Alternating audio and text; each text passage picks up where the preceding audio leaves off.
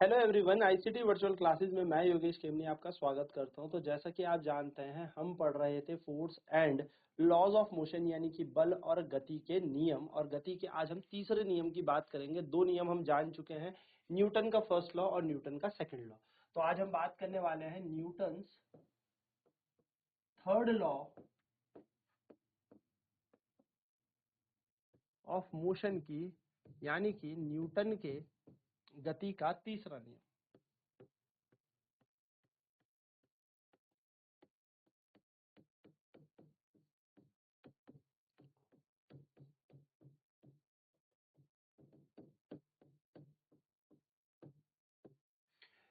बहुत ही आसान लॉ है, बहुत ही सिंपल सा ये नियम है। क्या कहते हैं? For every action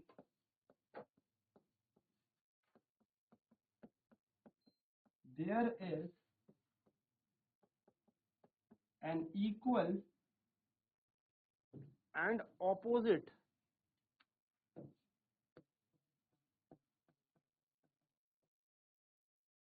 reaction. क्या कहता है न्यूटन का तीसरा नियम? कि प्रत्येक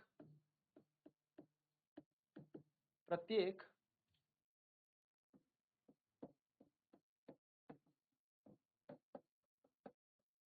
क्रिया का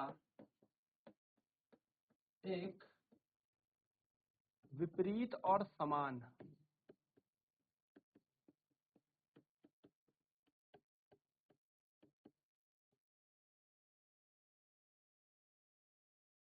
प्रत्येक क्रिया की एक विपरीत और समान प्रतिक्रिया होती है।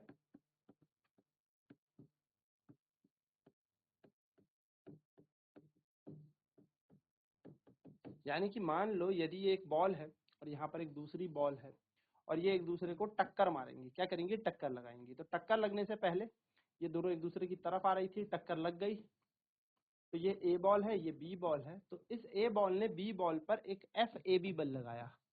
तो अब इसको कह सकते हैं force on ball A due to ball B. A ball पर बी बॉल द्वारा एक बल लगा एफ ए बी। ठीक है, तो ए बॉल पर बी बॉल द्वारा बल, हमने एफ ए बी नाम दे दिया। ठीक है, तो इसने लगाया एफ ए बी और इसने लगाया एफ बी ए। यानी कि एफ बी ए क्या हो जाएगा? एफ बी ए हो जाएगा force on ball B due to ball A. यानी कि बी बॉल पर ए बॉल द्वारा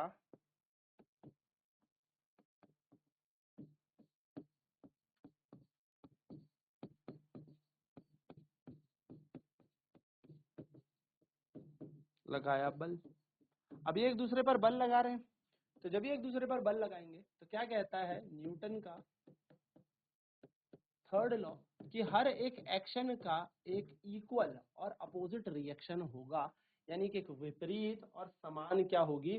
प्रतिक्रिया होगी हर एक क्रिया की। ठीक है, जैसे आप दीवार पे धक्का देंगे, तो आप अगर दीवार को धक्का दे रहे हो तो दीवार भी आपको क्या लगाएगी? एक बल लगाएगी, क्योंकि आप क्या कर रहे हो? उस वॉल पर, उस दीवार पर फोर्स लगा रहे हो। तो वो बॉल क्या करेगी? वो दीवार क्या करेगी? आप पर भी एक बल लगाएगी। उतना ही लगाएगी जितना आप लगा रहे हो। जैसे एक उदाहरण की बात करूं, वेट। वेट यानी कि वजन, यानी कि भार। इसका सूत्र होता है मास इनटू ग्रेविटी। ये याद रखिएगा, आने वाले टाइम में हम इसे चर्चा भी करेंगे इसके ऊपर। यानी कि भार का सूत्र होता है द्रव्यमान गुणा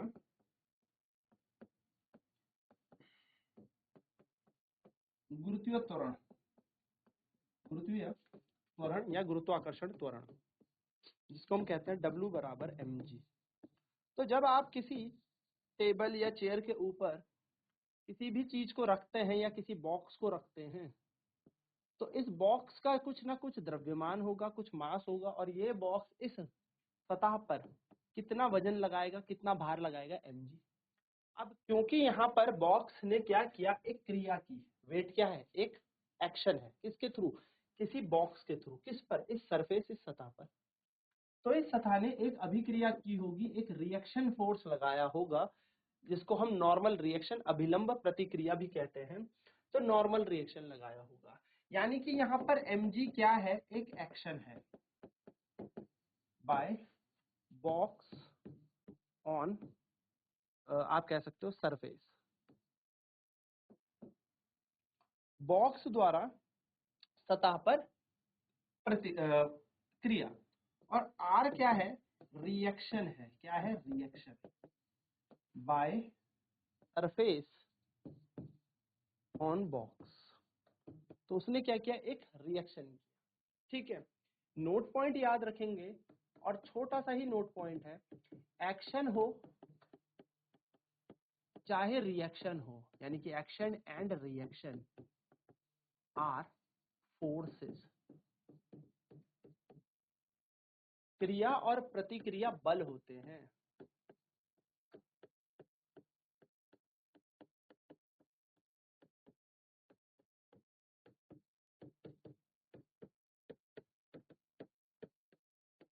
तो क्रिया भी बल है और प्रतिक्रिया भी बल है। तो याद रखना, हर एक क्रिया की एक प्रतिक्रिया होती है, यही न्यूटन का तीसरा नियम है।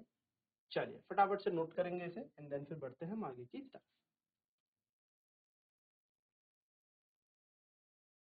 सो प्रत्येक क्रिया का एक विपरीत और समान प्रतिक्रिया होती है, ठीक है। तो जैसे ए और बी दो बॉल है, आपस में टक्कर करी, तो इसने एक पे इस पे बल लगाया और इस बॉल ने इस पे बल लगाया। तो एफ ए बी क्या है, force on ball A due to ball B, यानी कि ए बॉल पर बी बॉल द्वारा बल।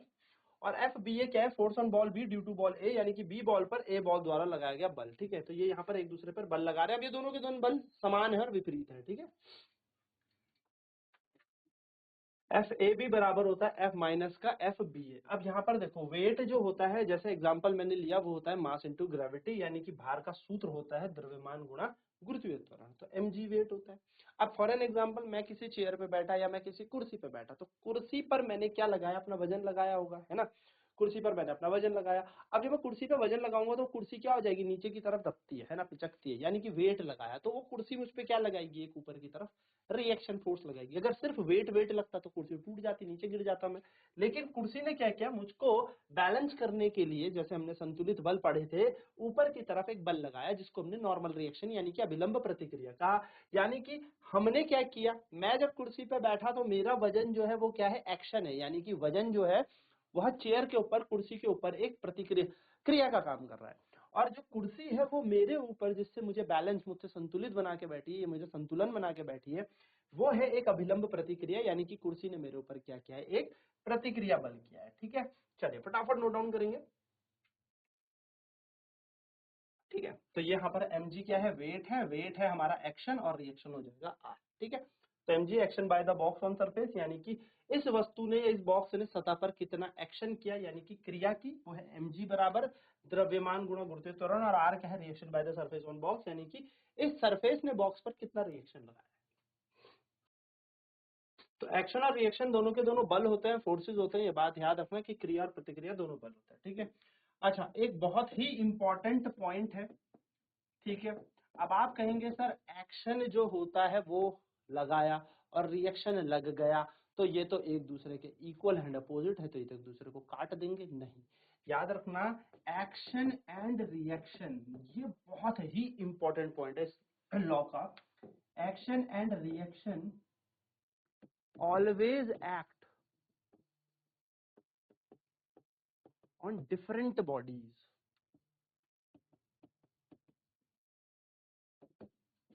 यानी कि ये एक वस्तु पर नहीं लगते, भिन्न भिन्न वस्तु पे लगते हैं, होते समान है, होते विपरीत है, यानी कि होते इक्वल है, होते अपोजिट है, लेकिन ये एक वस्तु पर नहीं लग रहे, डिफरेंट बॉडीज पे लग रहे। तो हम कह सकते हैं क्रिया और प्रतिक्रिया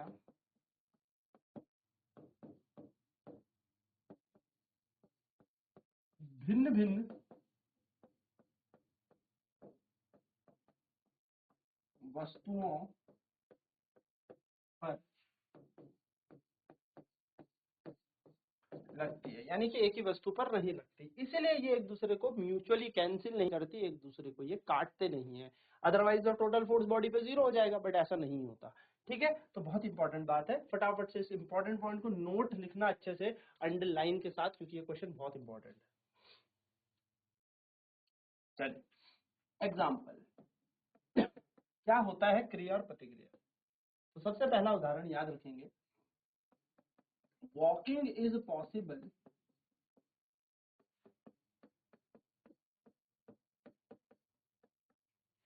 possible because of action and reaction.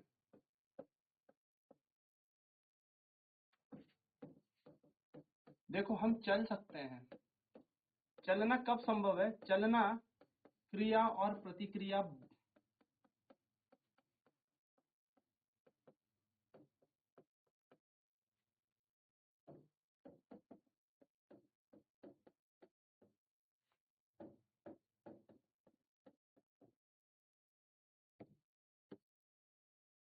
ही संभव है,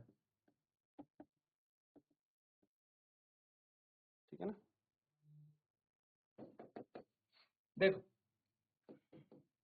जब हम चलते हैं, है ना, when we walk, we do action on road, and हम जब चलते हैं तो हम क्या करते हैं? क्रिया करते हैं रोड पर, and road react on us, या road provide reaction on us, या फिर हम कह सकते हैं रोड अप्लाई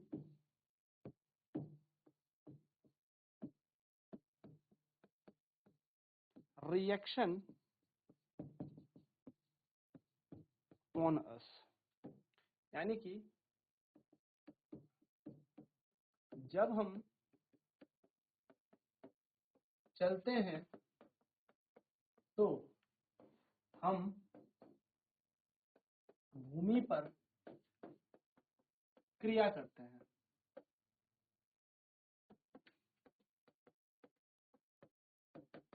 और भूमि हम पर प्रतिक्रिया करती है। सिंपल सा फंडा है, चलिए नोट डाउन कर लेते हैं फटाफट से। तो जब हम चलते हैं तो हम एक्शन करते हैं रोड पर, रोड हमारे ऊपर क्या करती है? रिएक्शन करती है। सिमिलरली यहाँ पर भी हमने ये लिखा है, जब हम चलते हैं तो हम भूमि पर क्रिया करते हैं और भूमि हम पर प्रतिक्रिया करती है, ठीक है। इसी के कारण वॉकिंग पॉसिबल है। नेक्स्ट, स्विमिंग भी इसी के चक्कर से पॉसिबल है। स्विमिंग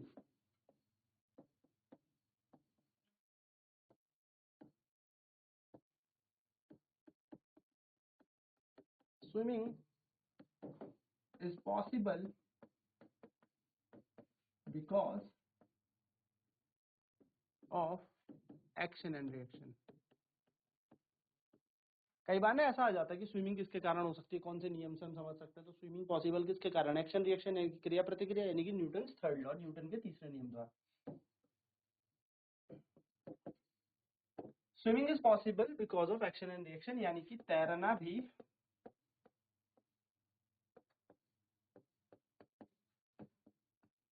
क्रिया और प्रतिक्रिया के कारण ही संभव है। When we swim, जब हम तैरते हैं, when we swim, we do action on water while water applies reaction on us। यानी कि जब हम तैरते हैं तो हम पानी पर, या हम पानी के ऊपर, है ना, पानी पर क्रिया करते हैं। क्या करते हैं? क्रिया करते हैं, और पानी हमारे ऊपर प्रतिक्रिया करता है, जिसके कारण हम आगे जाते हैं।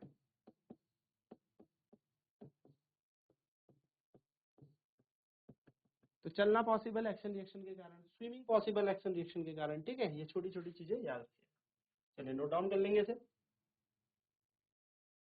आपने एक चीज नोटिस की होगी, है ना, कि जब हम स्विमिंग करते हैं तो हम क्या करते हैं, पानी के ऊपर देखो क्रिया कर रहे हैं, यानी कि हाथ चला रहे हैं, तो पानी को हम हटा रहे हैं यानी कि we are applying force, force यानी कि एक्शन कर रहे हैं हम लोग, ठीक है, बल लगा रहे हैं, एक्शन कर रहे हैं, और वो पानी हमें क्या करता है, आगे धकेलते हुए जाता है। जैसे नाव में भी हम पानी को पीछे धकेलते हैं ना, तो पानी हमें क्या करता है, आगे धकेलता है। किसके कारण, बोट जब चलती है, बोट भी इसी चक्कर से चलती है, यानी कि नाव से जो हमारे पास चापू ओर होती है, ओर से हम क्या करते हैं, पानी को पीछे करता है, पानी को पीछे यानी कि हम क्या करेंगे, फोर्स लगाएंगे, एक्शन करेंगे, और पानी जब पीछे जाएगा तो पानी हम पर क्या करेगा, एक रिएक्शन करेगा, जिससे नाव भी आगे की तरफ बहेगी। यानी कि देखो नाव जो चलती है वो भी किसके कारण चलती है, क्रिया प्रतिक्रिया के कारण।